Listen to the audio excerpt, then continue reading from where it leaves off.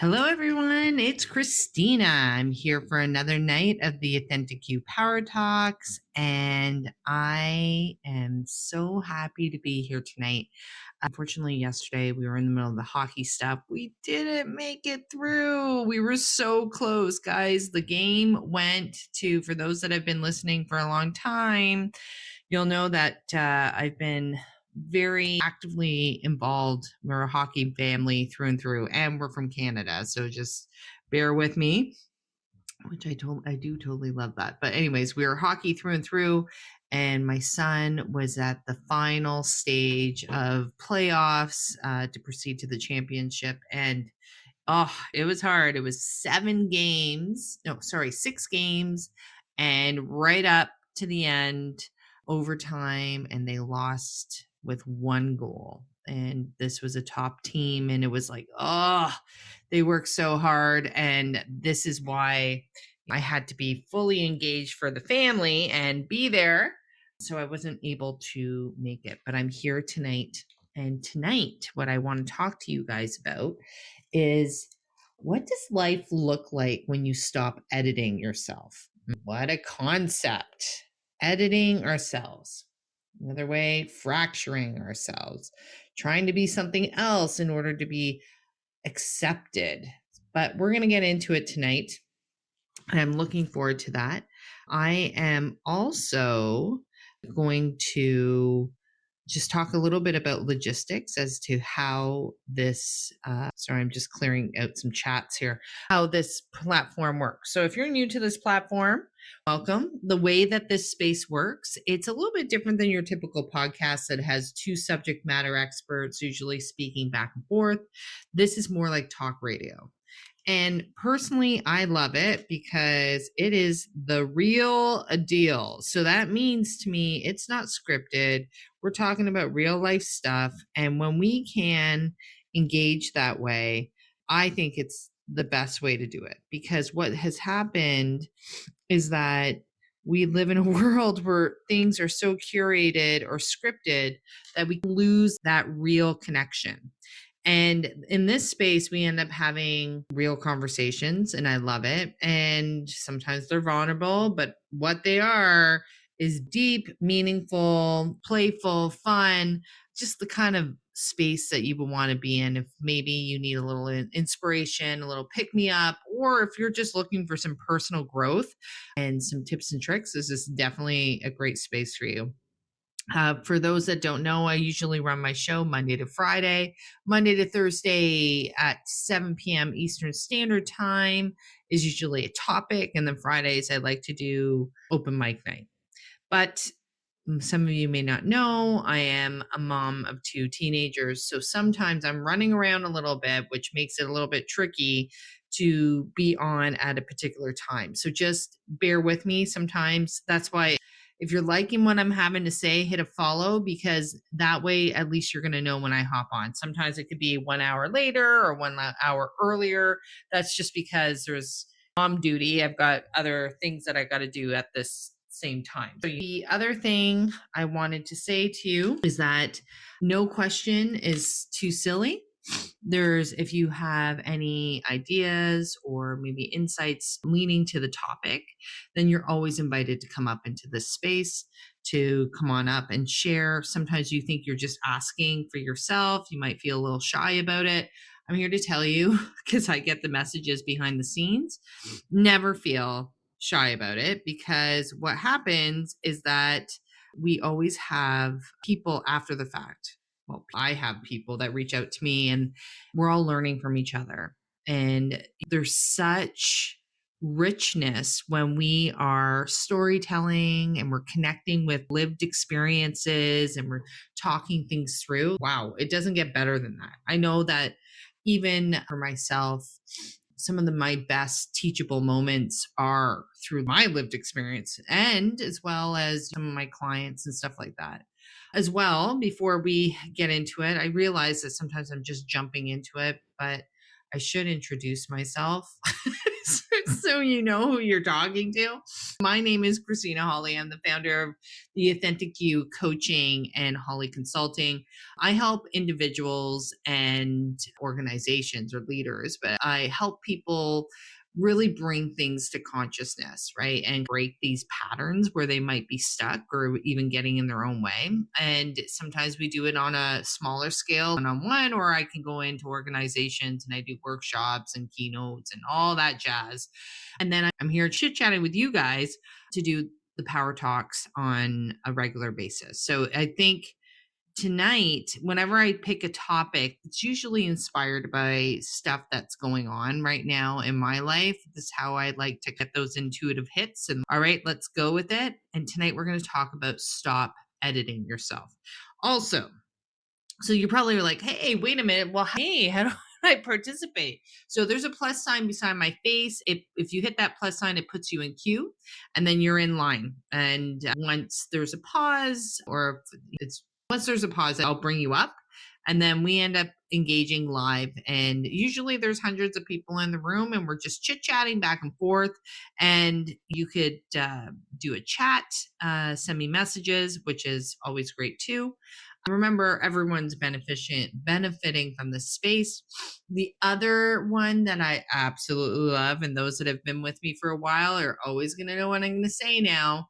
It's the show me some love button. So it's located at the bottom of the iPhone. So I'm going to ask you right now, hit that button, let everyone know you're here, sync up your energy. And this is why it's important. Hit that button right now. I know that there's people here, so hit that button, sync up the energy. The reason why it's really important is that it creates the container, a safe space. Yes, that's what I'm talking about. Thank you. It creates a safe space. It's not about me. It's about you syncing up your energy and saying, we're here. We're going to create a place where people can come in. It's non-judgmental. It's inclusive. And it's great to have a high vibrational space for people to engage in. And thank you for those that have Androids that are sitting there. Hey, how's it going, guys, that are sending me chats behind the scenes? So welcome. So I just want you to know that we're here tonight and we're going to talk about what it looks like to stop editing yourself. So let's say hello. Let's see who's here today. I would never let you in my space without saying hi. I see a lot of new names, so welcome. I see Kathy's here, Stephanie's here, Caitlin, Jeanette, Judith, Kim, Jessica, Lindsay, Casey's here, Sarah, Jacqueline, Cara, Ethel, Peter's here, Danielle's here, Rachel, Alexia, that's awesome, Alessia, and Dylan, and Cindy, and Terry and Sherry, it rhymes, and Michelle. Who else we got here? We got a lot of new names. We got Casey, like K and a C. That's kind of cute. Okay, and and we'll do a couple more. Erica, Rob, Rose, and give me one more. Steven is here. He's in the house. Welcome. We got Tamara in the house. Oh my goodness. And Dawn, it's here. Maybe because I missed yesterday. We're on fire and we're ready to rock and roll. All right. So what are we talking about tonight, ladies and gents? We are going to talk about what happens when you stop editing yourself. And when I'm talking about editing, it's when we are stopping ourselves from being really seen. It's those moments in our life or even in our leadership, because I do a lot of leadership stuff, but you be a leader in your life. So it always translates when I'm chatting here. So just kind of the flow. But what I'm talking about is when you stop editing yourself so you are no longer afraid of being seen. When the idea that many of us are truly afraid to be seen is a reality. And it's usually because, remember when we came into this world, it was like such a free, beautiful world, right? Young, and we're exploratory and we're doing all this fun stuff. And you kind of see it now I think about it as I'm going into this thought pattern. Children, before they get to kindergarten, which really makes me kind of sad, this is inclusive for all of us. There's a level of freedom. There's a level of play. You're not worried about being judged. This is not even on the docket at that point. It doesn't exist until you start going to that place where you go and then people start saying things, right? You're out of your little circle where you're allowed to be free, and then maybe you go into school and someone says something. I'll tell you a little story. I wrote about it in my first book. My son is gonna kill me for saying it, but it broke my heart. It really did. He was young. He was probably at the age of 4, and he had a Peppa the Pig doll, and we would watch Peppa the Pig. And you don't know if you guys know that childhood show, but it's like cute. He loved this doll. And he was like, "Oh my gosh, mom, like that I've got Peppa the Pig and I'm so happy." And he brought it to his like school person. Like there's a bunch of kids. And it wasn't necessarily kids that were kindergarten with him. It was someone older. I think they were like grade 5 or grade 6. And then there was a comment that was made about like, "Oh my gosh, that's such a baby toy." Blah blah like this. And he came home. This is the part that's sad about it. And I know this is reflective. This could be reflective of anyone in many different situations.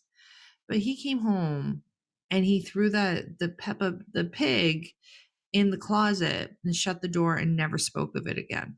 And this is what I'm referring to, is that somewhere along the way, we've been told the narrative that we have to curtail who we are. And sometimes we do it out of survival because we don't want to be laughed at. We don't want our weirdness to come out and kind of like, "Oh my gosh, they're going to think I'm so weird or odd, or they're going to laugh at me." I'm here to tell you one thing I've learned on my journey is that your weirdness is the coolness. It's like fun and expansive, but you have to be pretty courageous to be able to own it. And when you start to own it and you stop editing yourself, you'll start to see that people will see you differently because of it.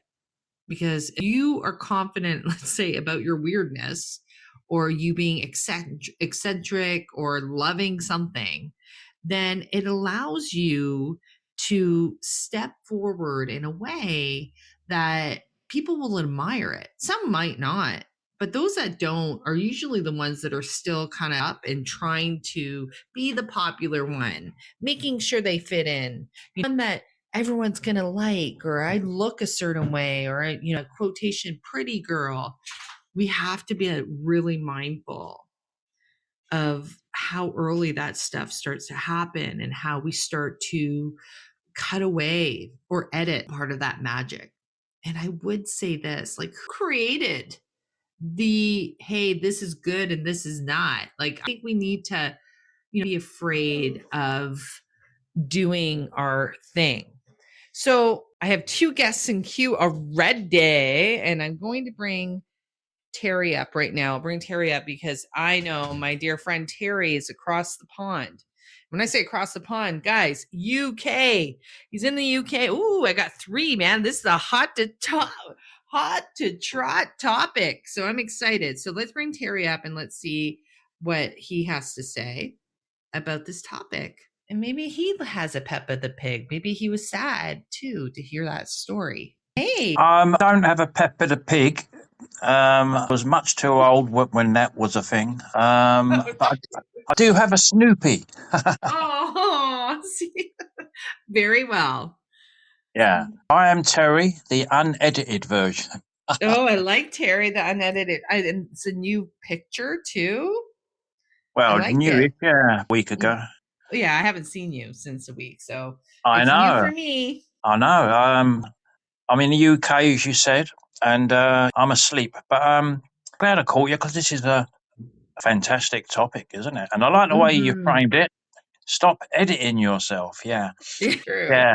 Off the mask and be your true self. Now, it isn't easy to do, and I'll be the first to admit that, because I was an edited version of myself, as you said, at some point in my life. And it's so restricting. It's so not in alignment with your true Mhm. self. And that Mhm. creates all kinds of problems, as you're aware, Kristina, Mhm. like Mhm. depression and not being happy.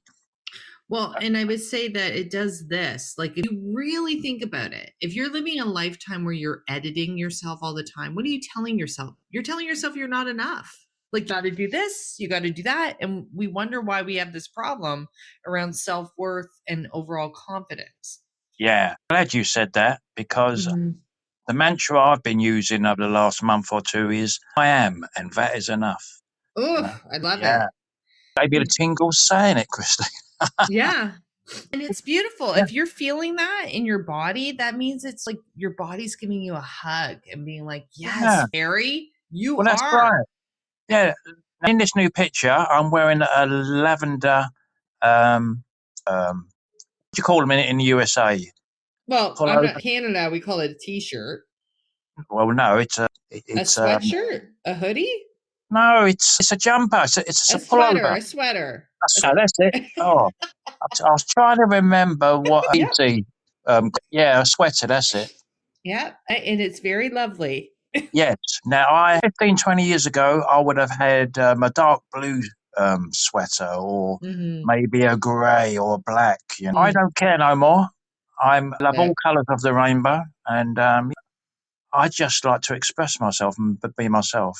So, Beautiful. And how does that feel for you? That probably feels pretty liberating.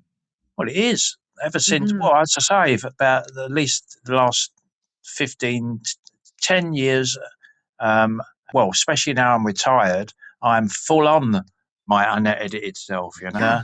In the last few years at work, I was randomly dancing. I even did a sprint across the main entrance hall. Love it. It's funny because I always thought I was like, yeah, I was playful, I was fun, but I was still very edited. And now it's like, just once you realize, you're like, oh, it's because the playful and fun was trying to come out. And Yeah. when you start to unedit yourself, it's like, no, this is the way I live my life. Like, of course, I'm going to have Yeah. fun and wear fun colors, and because it makes me feel good. Yeah. Lose your inner child and your sense Yeah. of fun. And that's what the peer pressure do. Act your age.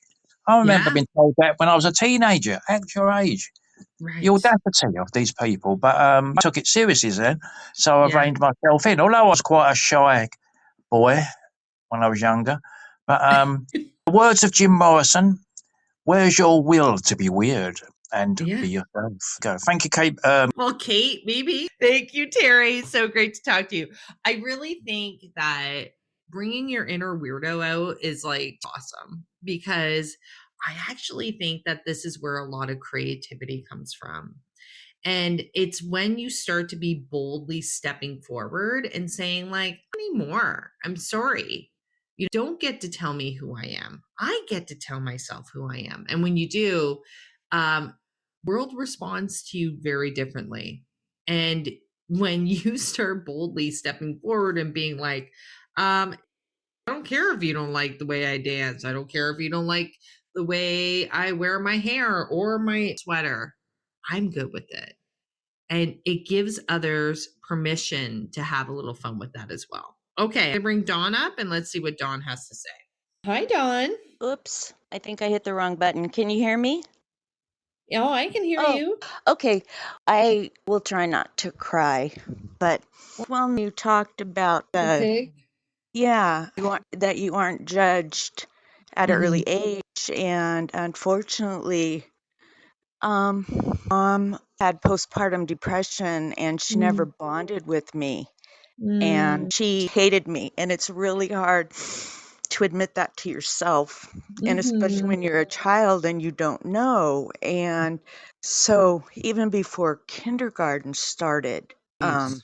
Mm. you start developing, when you're a child, you develop things that you think will help you not Yeah. get hurt or not get in trouble or get Yeah. smacked or criticized. And so when you talked about kindergarten, was super nice teacher, and I Mhm. remember her name.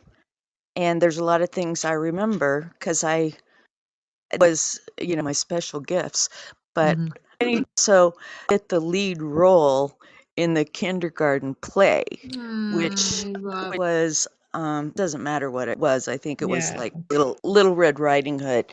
Yeah. I was so excited, and be picked for that. Wow. Mhm. And oh gosh, like 2 days later or a week later, she took the part away because she didn't think I was happy about it. Because I had a flat affect, which means you show absolutely no emotion and you Right. act like things don't bother you. And it still, spent a Still lot of with time you? work. Yeah, It's at just a times. survival trait that you've picked Yes, up. and it's just astonishing the lengths an abused child will go Yeah. to Yes. not get in trouble, and the Yes. pain that they endure because they isn't someone or kind Yeah. of thing. Watching out for them. Yeah. So, like for example, if I hurt myself, I wouldn't say anything because I get criticized. Your fault. Right. And I remember I was riding bikes with a friend, and we came around this corner and hit each other. And Yeah. I guess I need some lessons. But anyway, Mhm. and I stepped down and I got a thorn in my foot, and I wasn't wearing shoes. So instead of going to my mom, I went to my friend's mom, and it's this honking thorn. She couldn't get it out. And rather than get criticized for not wearing my shoes, it was better to let it go. And I waited until it festered and popped out. Mm. It was at a very young age. Um, I don't want to, worried about being judged, and it's just hope that someone can relate to my Oh story yeah. Of because course. it's pleasant. I really think that anyone who has truly been in a traumatic childhood and where there's like abuse and physicality, Mm-hmm. there is a piece there where survival, you'll do anything to avoid, like put yourself at harm to avoid getting in trouble because it's one of those things. But I think that what Dawn is sharing is really important, and it aligns with the topic because that is, you have created this survival at a very young age, that you've literally told that little in you that in order to survive, in order to fit in whatever circle it is, in order to feel loved, in order to feel you can adapt, then you will edit parts of yourself and you will put yourself in a situation probably multiple times where you might not show that you're really hurt or emotional about something, or maybe that you're really angry. I know, I like Dawn, it really does resonate. I know it resonates for many. Many talk about it. And this is the part, Dawn, I want to be really clear. I'm so proud of you that you came up and you spoke about it. And forget about like here and whoever has gone through stuff, and I've gone through stuff. It takes a lot of courage to start coming up and start to open up about those things. And when you do that, that is a part of the process. That's a part of the healing. So I just want to acknowledge that, because I'm here to tell you, you're not going to need to edit for the rest of your life. And maybe we're at different stages that if you even acknowledge that, even having that conversation, even bringing things to awareness and starting to be like, I did do that at a young age. I did start to cut myself away, not cut myself away. Yourself is still there, but you start to hide. I started to do, like, now I feel like I'm all out. And this is quite interesting. The only reason, well, no, there's multiple reasons. I've done a lot of work and I've been kind of explore and writing books and doing all this stuff. But one thing, like, I know we were talking about this the other day about the video where I went out and I'm like boldly went out and I said, hey, this is it from beginning to end. Funny because it's polished enough where I've said stuff, but you don't like, I'm not sharing the ins and outs of what that actually looked like to me. But the fact that I can openly talk about those things, that was a level of freedom for me. Now I'm unedited. Now I can talk to you like, Dawn, if you come up and you say something, I can say, oh yeah, it resonates. I get it. This is very similar, like these situations, and I understand. And I want to really note something, because if Dawn came up before, let's say 5 years ago, I would have been sympathetic. I would have been dying to really connect and say, hey, man, I really get what's going on. But I wouldn't have been able to. The wall was too big. And it was like that edited version of myself that it was too scary for me to kind of, hey, edit. It's more of like, you could ever know this part of me, because they would see me differently. I'm here to tell you tonight that that is a false narrative. Because when you're ready, and if it's bold enough to come up on the stage and share a part, or if there's something that's speaking to you, realize that's you showing up for you. We don't need to hide parts of ourselves. You're beautiful. All the hurts, all of it. You're such an amazing being. But if we're told that, or we've learned at a very young age that, oh my gosh, people are going to laugh at me if I put myself out there, or no, I'm not going to get support. I'm scared. I'm going to go over here. I'm going to be the nicest girl, or I'm going to be the funniest guy in order to fit in. Like, is real. And when we start to acknowledge that we don't really need to edit ourselves, it takes bravery to say more. This is who I am. And understanding, like, love yourself. And when you start loving yourself, think about it as a parent, yourself and being like your little version of you. I look at my little version and I'm like, holy crow. The reason why I did the video just recently, and if you want to find it, it's on YouTube on my channel.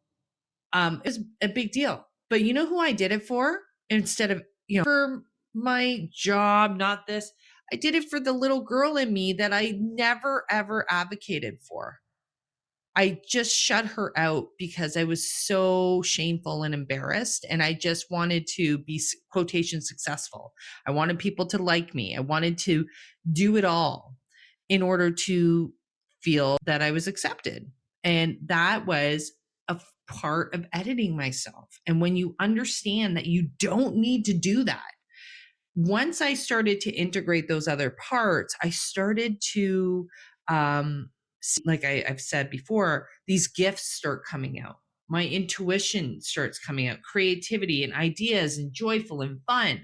So that video is really not for anyone, but it was for me to kind of say, holy, I'm sitting here loud and proud, and I'm not editing myself anymore. And this is what's coming out of me. And the beauty of that, when we do that, it gives others permission to do the same. And I'm here to tell you, your stories, no matter how they might come across to you, they're beautiful. Even the dark. We can get through the dark and bring you into this other part. But we're not supposed to be cutting parts away of our life, because you can't really live your life the way that you're intended to live it. Okay, I'm gonna pause there. That was me kind of, and I'm gonna bring Stephen up and let's see what Stephen has to say, and then I'm gonna have a drink of water. Hey, Happy. Tuesday. Well, I always think your illustration of the little boy, I heard a TED talk. When was this? Spring, about 2018, about this time of the year. It was part of a class I took, and this lady standing up there, it's all women that she's talking to, mom age, and she says, I need somebody with a 5-year-old son. And she got some lady to raise her hand, and the lady said, his name, and told him, it's like, okay, when your son is in kindergarten age, if you go into that classroom and you separate the boys from the girls and you talk to all the little boys, you say, okay, one of you is the strongest. What happened? Tell me. They will all raise their hands. And you wait about 2 or 3 years till we get to like grade or so, after they've been together a long time. And you go into that same class with those same ones, and you ask them, which one's the strongest? Who's the strongest? And they will point. That one's the strongest, that one's the fastest, that one's Right. the fun one's whatever. As soon as you believe that label, you have denied yourself. Such a powerful share, because I think that you're referring to the little boys. It's the system, right? Where everybody feels as though they have to pick a role. Like, I got to be the strongest one. I got to be the smartest one. I got to do this. And that's a form of editing, right? In order to feel as though that you are seen and valued in whatever dynamic. And Yeah. it's kind of sad. So, have that. The picture hasn't been on here for a while, but I have my kindergarten picture where I've got the real cleaned up hair and I've got this red kind of bandana button down shirt that you ask people, I show it to people and they're like, oh, where do you get a shirt like that? And I said, well, your mom buys the fabric at SoFro and makes it for you. The instructor had us find that little of us, and I found a 5x7, and it's framed. It sits 2 sinks in the bathroom now. And I look at him every morning, and it's like they wanted us to find that picture of this is what you were like before the world got to you. That little person, and I remember he was at one point he's like, well, I want you to look at that picture. And then he had us looking in the mirror, and he says, I want you to look for yourself. And so in time I'm driving, so you watch traffic on the interstates that I was on, and so I would flip the visor down and look up there for maybe 2 or 3 seconds. And then there was one morning where I looked at him like, a minute, what was that? And I looked again, and I could see those eyes staring back at me from that picture. And let me tell you, if you don't know what's going on, that freaks you out. I was like, wait a minute, what happened there? Funny that you say that, because when I run retreats, I do a lot of inner child work, and I get them always to bring a picture of their little to the retreat. So it's almost like we're working through our littles inside of us. And I know that feeling that when you look at that picture of that younger version of yourself, and you just see, for me anyways, I see the innocence in my eyes. Like, it's just like, and I've seen it over and over again with others. We kind of, and that's why we got to bring them along. Yep. I think it's powerful to just open up and do work like that. Yeah. Thank you, Stephen. What a great share. It's really interesting. You said something that I think summarizes it. It's like we were before the world got at us. And when I'm talking about the world, it's about the expectations, the labels. You do this, you do that. You know, lady, this is what a lady does. Don't talk like that. Oh, you have to always be polite. You always have to be nice. Think about it. There's so many. And I'm just saying them from a female perspective, but like it could be, always have to be strong, and boys don't cry. You can't play baseball like a girl. Like, think about it. Like, those kind of things that have been thrown out at us that have taught us at a very early age that we need to be inauthentic. And what happens is that we'll soften those parts of ourselves depending on what room we're in, because we've taught ourselves that, hey, this version of me is more acceptable. This version of me, they love. Like, almost like that fear that I had in business. They loved tough Kristina. They loved corporate Kristina who would kick in doors. They loved her, right? So I'm like, okay, this is who I'm bringing to the table. Whereas, we don't even realize that we have carved away that much of ourselves. And that's why I think this discussion is important for you to just at least reflect, think about it. The more we edit ourselves, the further and further away you're actually moving from your personal power. And And when you understand that, we need you to lean in. It's the opposite, that we actually should be leaning more into our personal power so we can be clear in the decisions and know where we're going and understand. We're not just listening to other people to tell us who we're supposed to be. You're grounded in who you are. And when you start to understand that about yourself, so it's kind of surprised me, honestly, I know I keep going back to this video because I was so vulnerable about putting it out. Should I put it out? The anxiety was there. I'm like, oh my gosh, what am I doing? And I'm like, I honestly felt called that I had to put it out. And you guys know, like, I lean into my intuitive gifts and all this stuff. It was there. Like, this video has to go out. I'm going to put it out. I feel like I am feeling very uncomfortable with it. Okay, I'm going to do it. I trust.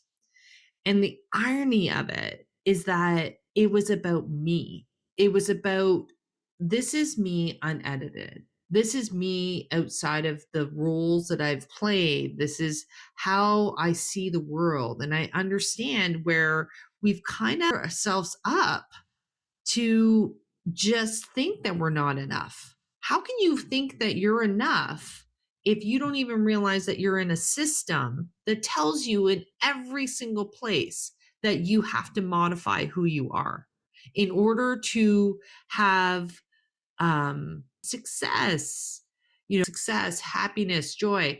It's all the way that it's been presented to us is very human construct. It's not a feeling game. It's more like, no, these are the things you have to do. These are the steps. It's interesting because I was talking to someone about their children and about going to university. And I was a child when I was living at my dad's university. That's what I did. Like, in order to be seen successful, you have to go to university. So go to university. I got scholarships. I did all this stuff. And now it's like our kids are hating school because the structure doesn't feel aligned anymore. And it's interesting. I kind of love it because there's something about they're not willing to edit certain parts that we did in order to go through what we were supposed to go through in order to find success. And I would like to leave this with you. Who defines success? Based on whose terms? Is it yours or is it somebody else? Are you chasing something else to think that actually I made it, quotation success, I am that, whatever it is? Because ask yourself this, at what cost? And I'm not saying that you can't have wonderful things in your life and you can't get results, but if you're editing yourself in order to get there, that is probably going to catch up with you. I always used to say this in business, and people would always come to me like, Kristina, like, I want to get a job, and what about this job? And I would be like, the number one thing, if you're going for a role in an organization, so you have to make sure, if you want happiness, that your values are aligned with the organization. If they are not aligned with the organization, then you easily could be in a loop that within a year, you're going to be dissatisfied. You're not going to feel connected because you're trying to edit yourself in order to get in there for money. And that, my friends, will be short-lived. That stuff actually ends up catching up with you. And this is about you really sitting back and thinking, where are you hiding in your life? And is this working for you? I'll tell you, it's kind of interesting. I was having this conversation with someone today about if you're hiding, you're not going to be able to live authentically. Because when you step forward and boldly, it doesn't mean that you have to tell everyone your life and you got to do all this stuff. It just means for you that you're comfortable in your own skin. And you don't feel as though that you have anything left to hide. There's no deep, dark secrets. Remember, I was like corporate. I felt like I had this deep, dark secret of 30 years. I was like, oh my gosh, I can't really connect. I can't. And they'll see me. And then if they see me, brings me right back to childhood, they're going to reject me. They're going to this X, Y, that, because these are belief structures. And a part of me believed it. Now, when you start to unedit yourself and you start believing in yourself and loving yourself and integrating all those parts that you kind of left behind, then no one can even phase you. It doesn't even matter.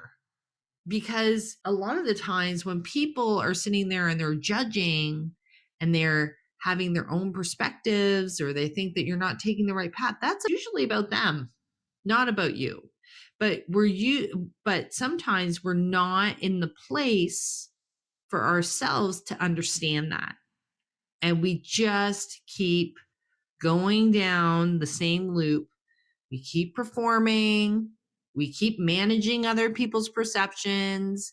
We keep telling people certain things in order to validate the truth of like yourself, like, oh yeah, I'm doing all this stuff. I'm doing X, Y, and Z. I remember when I had a session with someone and came up, I'm like, oh, you're doing your master's. I'm like, what's going on here? Master's in education.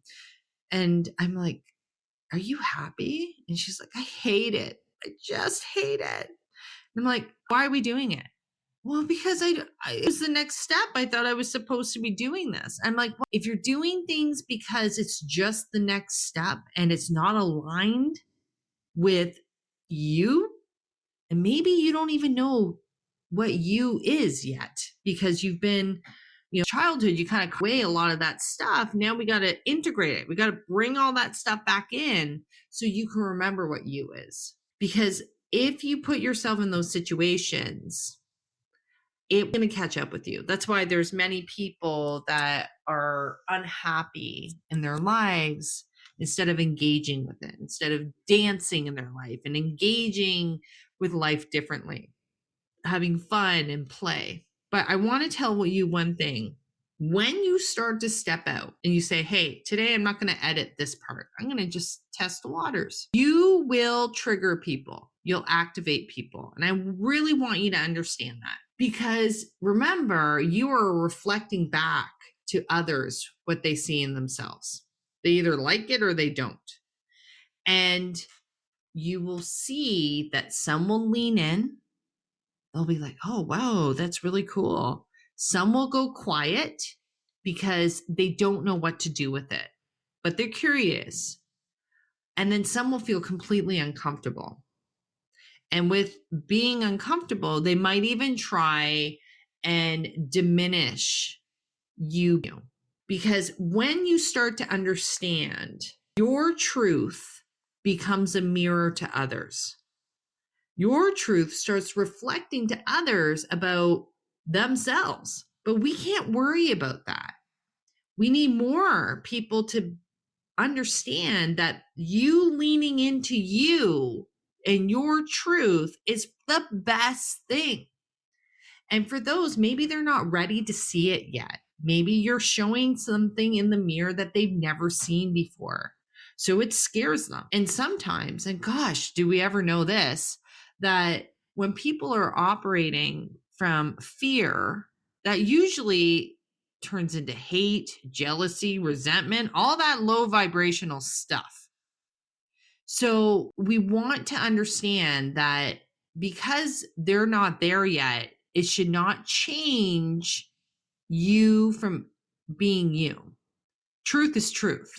And the more you can lean into that, it can be extremely powerful. Okay. I have a little homework for you guys. I want you to sit back and I want you to think about this. Maybe you can let me know on Friday what this looks like for you. Okay. I'm going to give you 4 things that I want you to work on this week. 1, notice where you're still editing yourself. Is it in social conversations? Is it in meetings? Is it with family? And ask yourself, what am I still holding on to right now? What am I trying to hold back? And that is one of the best conversations you can have with yourself, to be like, oh, I'm still scared they're going to laugh at me. I'm still scared my parents are going to say this, or not going to support me, or someone's going to hurt me or laugh at me. That is something that's really important for you to identify. Number 2, then you start telling the truth cleanly, not forcefully, because truth doesn't need to be loud. Okay. This is one thing I will say. Makes me laugh. And maybe there's people here that are listening. So I wrote a whole book on the authentic you, unleash your leadership potential. And the funny thing is, throughout my career, I've always seen people like, oh yeah, authentic. I speak my mind. I told them what I had to say. I ripped them a new one. Blah, blah. I'm authentic. That is not authenticity. That is you speaking truth, but it's usually coming from anger, or it's not coming from place that is grounded in alignment. Because truth, like I said before, doesn't need to be loud. It just needs to be clear. So you don't need to yell and scream and start having a brawl in order for you to be heard. Your truth. And have you ever been in a situation where you have felt that energy in a way where someone is just like, whoa, said something, and they command space in a different way? You just know. I always love to say this one. I've said it in keynotes. I've said it here before. A lion does not need to tell anyone that they are a lion. Truth works the same way. Truth is so clear and dominant that it doesn't need to be forceful when you are aligned. When you start getting forceful, it's almost like you're trying to prove to other people that, hey, your point of view. It's a different form of performance in order to get you to win. And that would be more ego led. So that's a different conversation. So let's stay focused on this. So 1, we said, notice where you're still editing yourself. 2, tell the truth cleanly. 3, detach from the response. Your job is just expression. It does not matter how it lands. You don't need to check in. You could from an emotional intelligence if you feel as though it just something really bad. But it's about being able to feel comfortable in your own skin to be able to say what you need to say. And it's how you say it. I always say that. It's always how you express it. But if people don't like it, and it's not because you've been aggressive or anything, but they don't like it, that's not your job. Your job is not to manage that. Your job is to know that you aligned in truth in yourself, and you're not editing yourself anymore. You're not pretending that things are okay when they're not. And sometimes there's certain environments where it can feel like, oh gosh, this is big. I don't want to put myself in there. Like, I don't want to have to say this to so-and-so because this is how I really feel. Well, by not saying it, just ruminates. It repeats in your head over and over again. Guess what happens? It gets bigger and bigger. So maybe it's worth it. Maybe it's worth to really say what you need to say and not worry about how other people are going to respond to it. And number 4 is pay attention to who meets you there. This is really important. Who is meeting you in your truth? You will probably have tons of people that fall away, but you'll have 1 or 2 that meet you in your truth. That is alignment, my friends. That is you creating the next level in your life. And I think that we need to remember that. How powerful is that? So I really want you guys to rethink this a little bit. It's about you. And if they're silent, it doesn't mean that they don't care. They just may not understand. They may not be able to look in that mirror yet. Not everyone has the capacity to meet you where you're going. And that's okay. Because your only role that we're talking about tonight is not to edit yourself. Okay. Your only role is to lead and move forward and lean into your overall truth on a bigger level. And when you do, magic starts happening. You stop editing yourself You don't lose credibility, and you actually start to build real authority. Okay, beautiful peeps. Thank you so much. But now we're going to get into tonight's mantra. So before we do, I always like to do a deep breath in. Here we go. Deep breath in, deep breath out. Do it again. Here we go. Deep breath in, deep breath out. One more time before the mantra. Deep breath in and deep breath out. Beautiful. So now I'm going to get you to repeat after me. Okay, here we go. I stop filtering who I am. I speak what is true.